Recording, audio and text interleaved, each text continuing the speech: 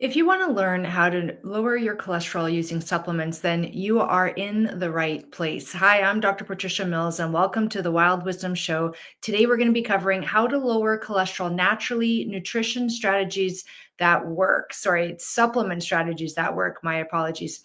Now, the studies show that only 38% of patients on cholesterol lowering medications achieve target levels.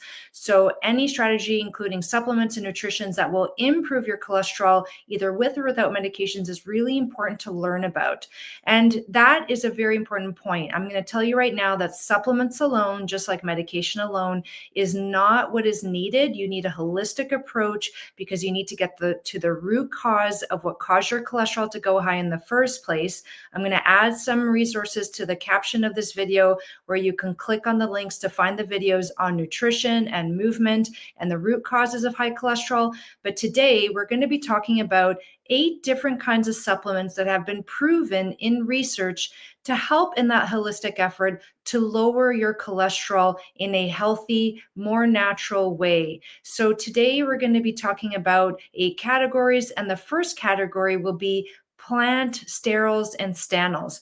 Essentially, these are naturally occurring compounds found in plants that are structurally similar to cholesterol, so that when you take these in either through your diet or through these supplements, they actually compete with the other kinds of cholesterol in your diet that have been linked to problems like high cholesterol, potentially causing problems with heart attacks and strokes. So when you get the plant version of these cholesterols into your diet, into your gut through these supplements, you get less absorption of the other kinds of cholesterol. So that's the mechanism.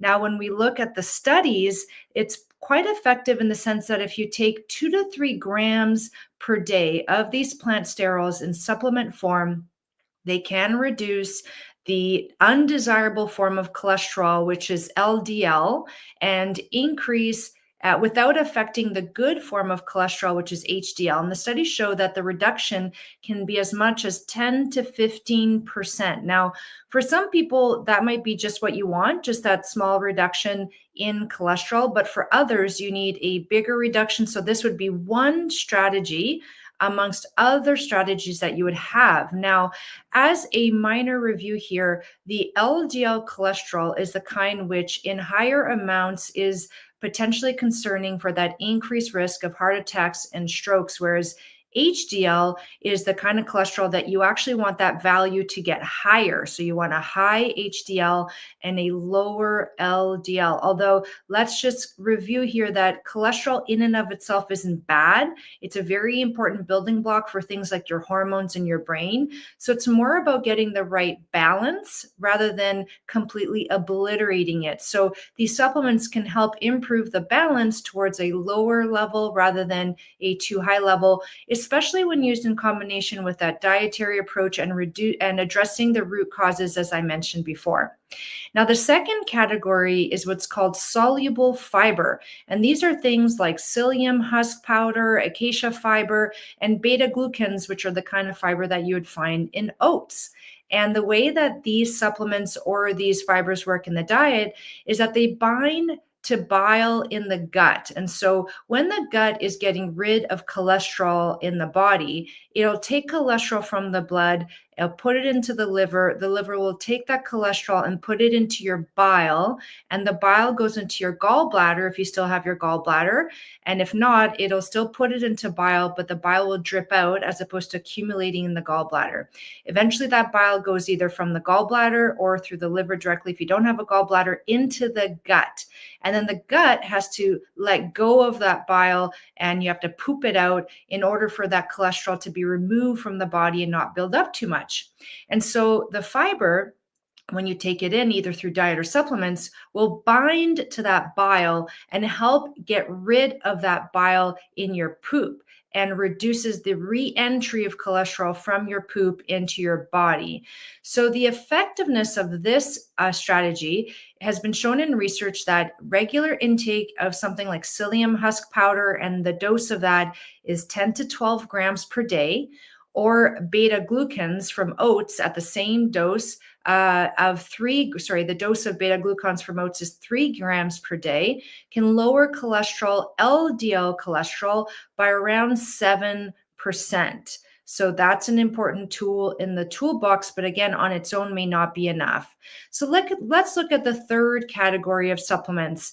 And at the end, we're going to talk about whether or not you can combine supplements to get even better effect than on their own. So this third category is the omega-3 fatty acids. So it's an essential fatty acid.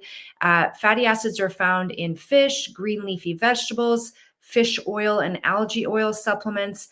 And while we know that it helps reduce cholesterol, the scientists aren't really sure what the mechanism is. So the hypothesis is that it slows down the fat production, cholesterol production in the liver.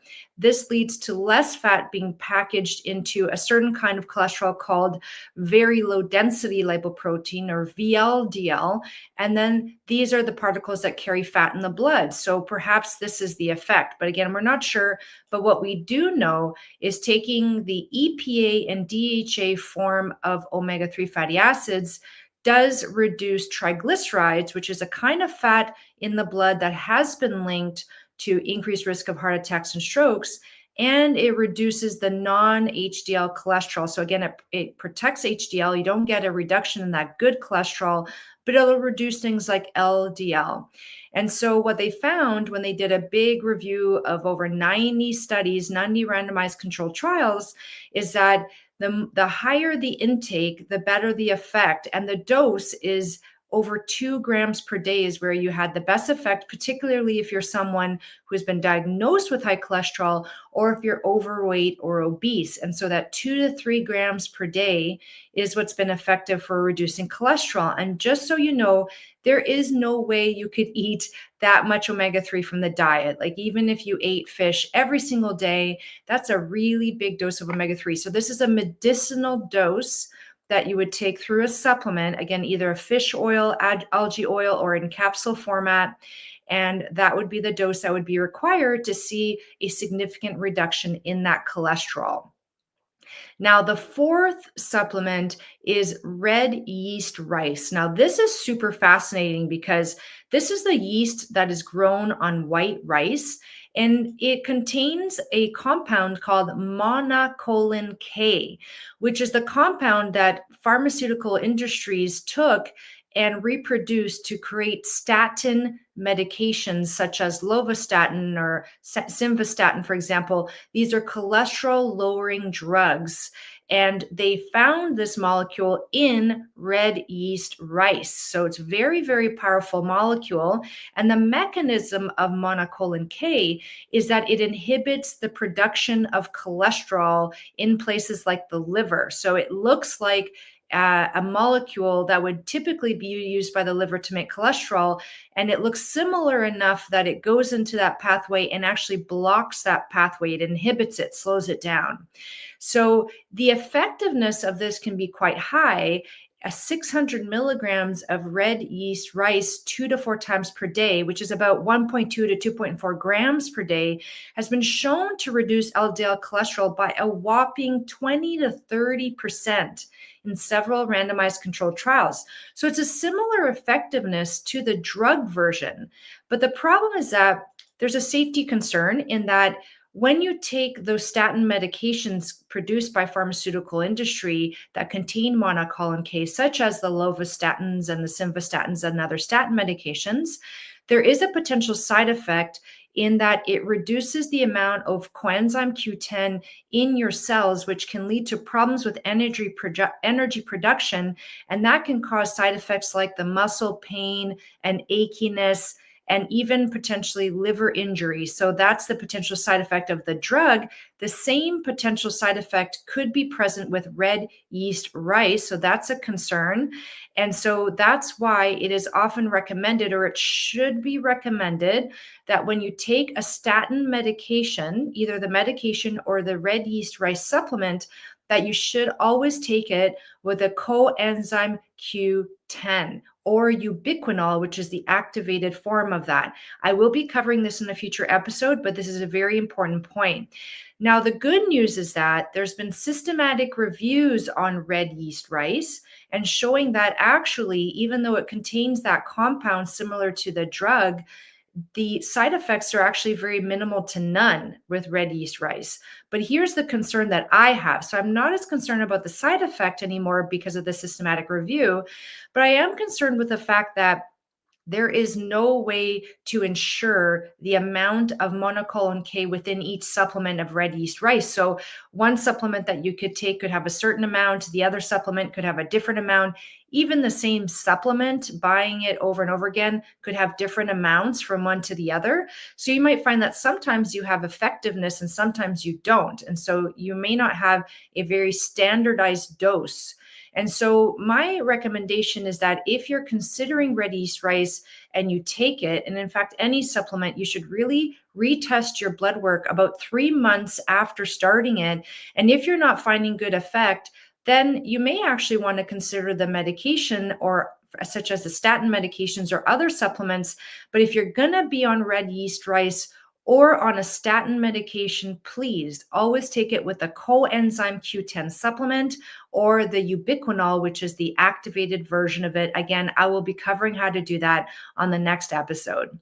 Now, the fifth supplement that is actually quite powerful to reduce cholesterol is berberine. And berberine is an alkaloid derived from plants like the Berberine species. And berberine is actually very similar to metformin, which is used for diabetes. And that's where the pharmaceutical industries got the metformin, was from the berberine plant. They looked at that plant and they made a similar compound. So a lot of our medications actually come from nature, which is very, very cool. So nature is powerful. It can be used as medicine. And when it comes to cholesterol, the way that berberine seems to work is it increases the expression or the presence of receptors for LDL, which means that the blood, the cells in our body can take LDL from the blood more effectively. So they'll take the LDL from the blood into the cells. And again, remember, LDL contains cholesterol that is used as a building block for things like making hormones. So that's why the cells are wanting to take that in.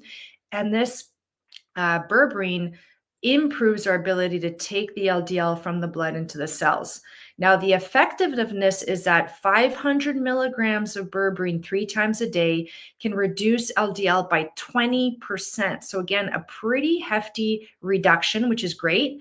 It also reduces triglycerides, which is potentially even more problematic than LDL, by 15%, and it modestly improves HDL. So it seems to be a really wonderful option for the cholesterol lowering effect.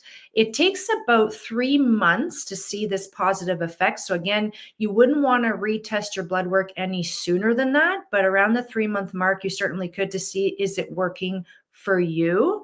And remember, always in combination with addressing the root causes and the nutrition strategies, because all of these supplements really are looking to, improve the excretion or removal of LDL from our blood, but we really don't want there to be too much LDL overall in the first place. So that's why you need the holistic strategy.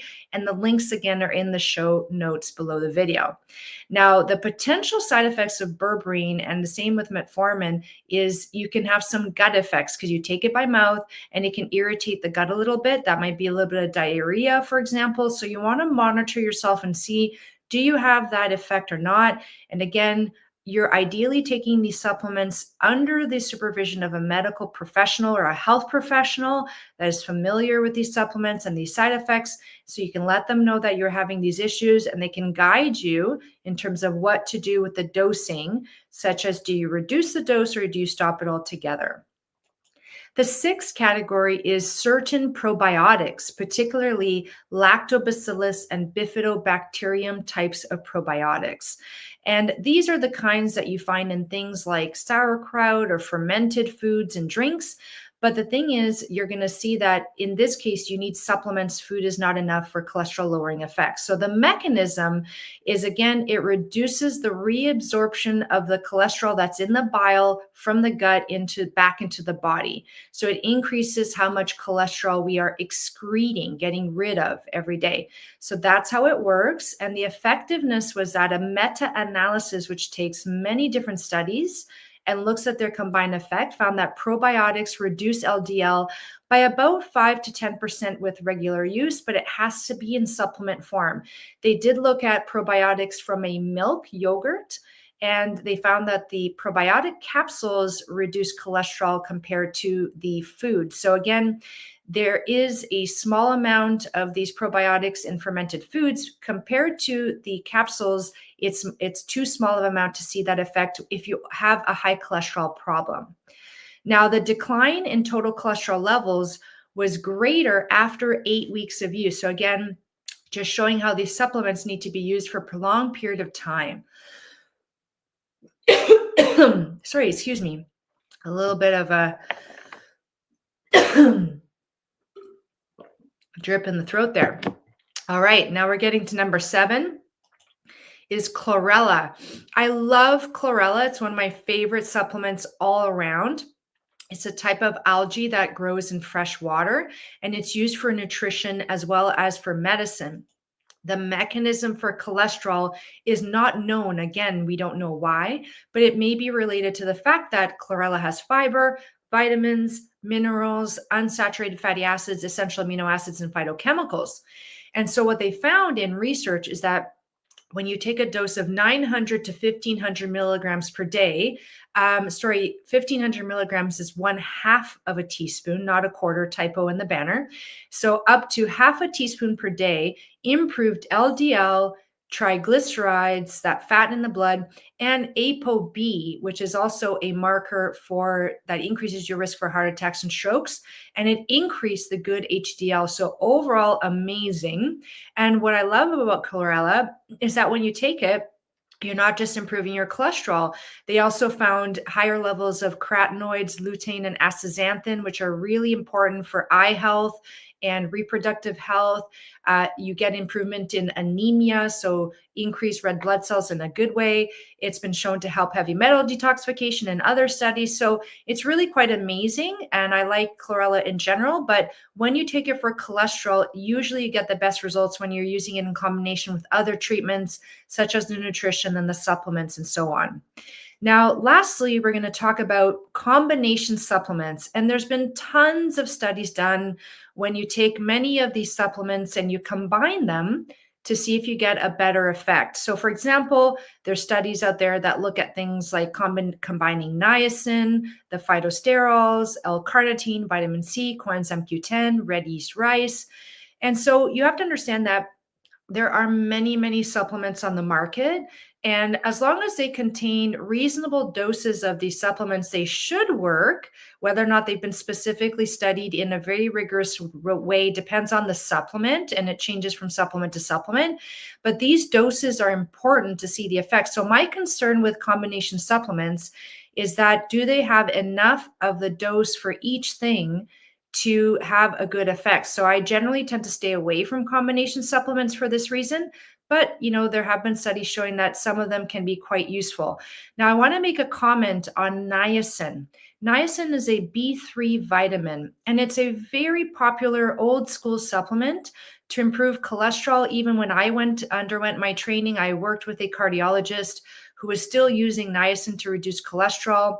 Now, the thing is, it can be effective. The side effect is you can flush, so you get a really red, flushed face, especially at the doses that you need to reduce cholesterol. It can be a very strong flushing effect. And recently, research has been showing that it can actually reduce HDL, the good cholesterol. So I'm not as big a fan for using niacin for the purpose of cholesterol reduction. Now that we know there's so many better supplements, such as Berberine, which is my top, Chlorella, and then the red yeast rice, so long as you're using that coenzyme Q10 and monitoring to make sure you're getting a good effect. Now, the important thing is that all of these supplements are supposedly being used because you have high cholesterol, which means that you are under the supervision of a health professional. Now, your health professional may or may not be familiar with these supplements, but you should always tell them what you're on, what you're trying. definitely tell your pharmacist so that they can make sure that there's no interactions between the supplements you're taking and medications that you're taking. Because again, these supplements can be very powerful. They can interact with medications. So you want to make sure that you're not unknowingly causing an issue. And so be good at communicating with your health team. And you may need to add health professionals to your team, like a naturopath or functional medicine doctor, if you want to have some additional guidance. But what I have done is to make your life easy in terms of finding good quality options of these supplements. Because if you've been following me now for a while, you'll know that I have a big issue with the quality of most supplements. It's really important to get good quality ones so that you don't unknowingly harm your health while you're taking them. I've put a link in the caption. Again, if you look below the video and you see the more button, you click on it and it expands and you see all the writing there. You look down, you'll see the links. You'll need to copy and paste the link into a tab. And I have links to my Fullscript accounts for the US and Canadian citizens with really great quality options of these supplements that aren't too expensive and won't break the bank. So really put the work in here for you to make it easier for you. This is totally optional for you to use or not use. I just do this because people often ask me, what do I recommend? And so I'm putting my recommendations in these lists on Fullscript. You have to register for free. You can use the list just as a shopping list, or you can order from Fullscript. It's totally up to you. Now, again, I want to really highlight that supplements are supplemental. They are not to be used on their own. They're to be used at a minimum with a combination of the healthy diet, which I've covered in the previous episode of the Wild Wisdom Show. The links to the playlist containing all of my high cholesterol videos will be in the caption as well. And also looking at the root causes that are non-dietary related that you may be surprised can be contributing to your high cholesterol, like alcohol, which can definitely increase cholesterol, sugar, refined carbohydrates, all these sorts of things. So very, very important to know. And on the next episode, I'm going to be covering how to take coenzyme Q10 or ubiquinol with either red yeast rice or a statin medication so that you are protected from the side effects. There are so many people out there on statin medication for cholesterol that are experiencing damage to their tissues as a result of not knowing this crucial information. So I hope you found this helpful, and I look forward to seeing you again at the next Wild Wisdom Show. Hope you have a wonderful rest of your day, evening, or night, and I'll see you then. Remember, sharing is caring. If you enjoyed this episode, please share with a loved one. You never know when someone might benefit from this wild wisdom. And if you would like to support this show, the best thing you can do is to subscribe. Hit that subscribe button and enable notifications so that you'll always be told when a new episode is released. I look forward to seeing you next time. Bye now.